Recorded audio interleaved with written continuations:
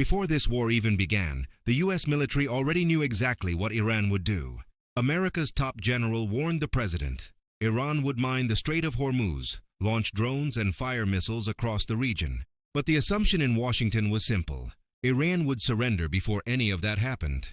2 weeks later, the Strait of Hormuz is closed. 300 ships are stranded, and Iranian missiles are now hitting Israeli cities. The real story of this war isn't just the attacks, it's the strategy behind them, and the miscalculation that made it all possible. Here's what actually happened, and why it caught Israel off guard. Phase 1. Target the eyes. Iranian strikes went after Israel's early warning radar installations. If you can't see the missile coming, you can't shoot it down. Phase 2. Exhaust the shield. Continuous missile launches forced Israel's Iron Dome and Arrow systems to fire interceptor after interceptor, draining magazines and wearing out crews. Phase 3. Overwhelm the defense. This is where everything changed. Iran introduced cluster munition missiles that released dozens of submunitions during descent.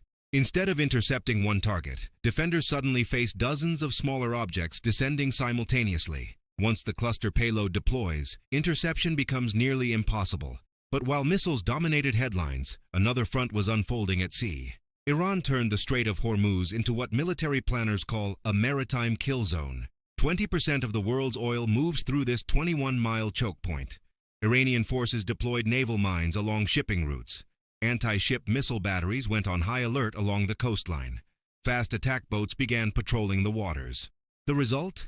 Maritime insurance premiums exploded. Shipping companies started refusing transit.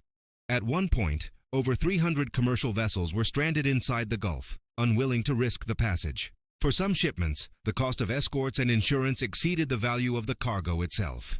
Moving oil through the strait had become economically irrational. And here's where this stops being a regional problem and becomes a global one. When 20% of the world's oil supply gets stuck, energy markets react instantly. Crude prices surged as traders priced in prolonged disruption. What began as missiles and naval patrols is now reshaping the global economy. Industries from manufacturing to transportation are feeling the pressure, and consumers will eventually see it in everything from gas prices to grocery bills. Here's the part that keeps strategists up at night. Washington assumed Iran's leadership would collapse under pressure. They believed economic strain and military strikes would force negotiations or trigger internal revolt. Instead, the opposite happened. Nationalist sentiment surged. The political system consolidated. A new supreme leader was appointed and vowed to continue the fight.